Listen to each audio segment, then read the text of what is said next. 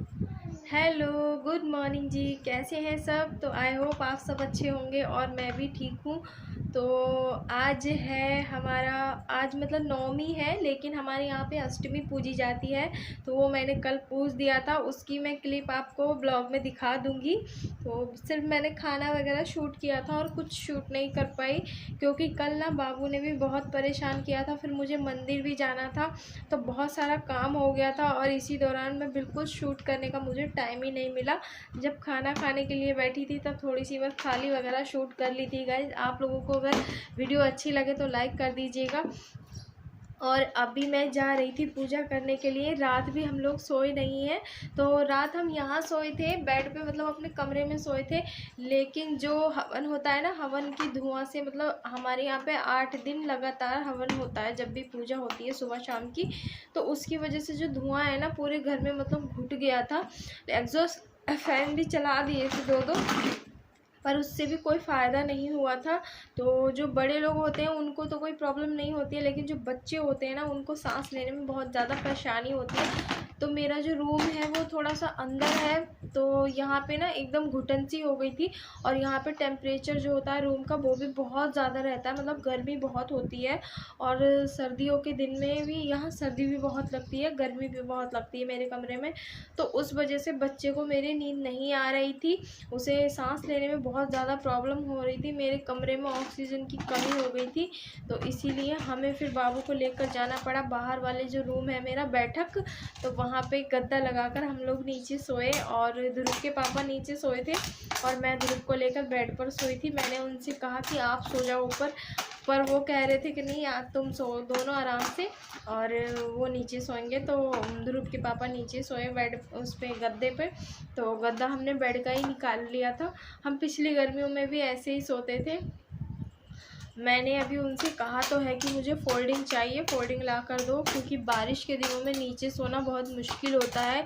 छोटे छोटे कीड़े और ये छिपकली वगैरह आती हैं बहुत ज़्यादा हमारे घर में।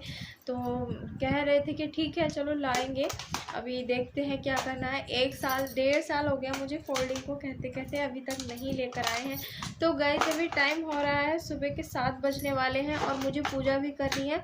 तो मैंने कल का लुक आप लोगों को नहीं दिखाया, उसके लिए मैं माफ़ी चाहती हूँ। कल का ब्लॉग मैं आप लोगों को नहीं दिखा पाई गाइज। और अभी क्योंकि मेरे पास सिलाई भी बहुत सारी आ गई है माता रानी की कृपा से, तो काम इतना ज़्यादा हो गया है मैं बता नहीं सकती आपको। और अभी मैंने 2 सूट सलवार रात सिले थे, कुछ रात सिले थे, कुछ परसों रात सिले थे। दिन में तो मेरी सिलाई नहीं हो पाती है क्योंकि बच्चा मेरा कुछ भी नहीं करने देता है मुझे। तो अभी मैं जा रही थी सिलाई करने के लिए, तो सोचा मतलब पूजा करने के लिए जा रही थी अभी मैं। उसके बाद सोचूंगी क्या करना है, सिलाई करनी है या फिर कुछ बनाना है, क्योंकि ध्रुव को हुए हैं लूज़ मोशन।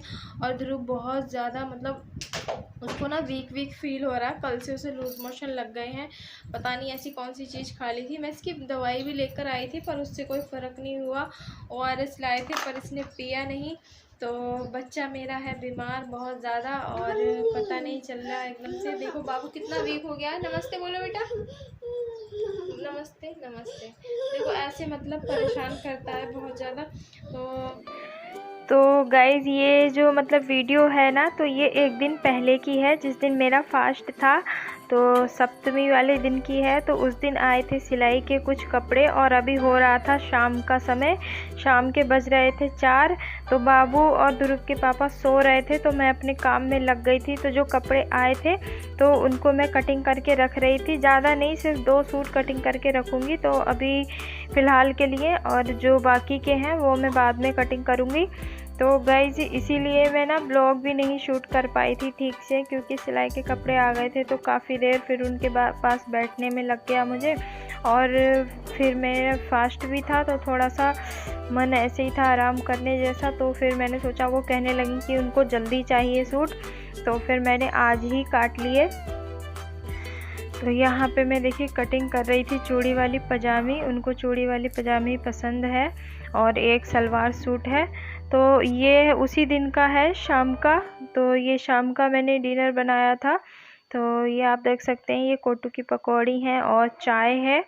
तो बस यही खाऊंगी मैं आज। और उसके बाद कल तो है हमारी अष्टमी, तो कल मैं अष्टमी पूज दूंगी। तो अष्टमी ना ठीक से मतलब मैं शूट नहीं कर पाई थी, बाबू बहुत ज़्यादा परेशान कर रहा था।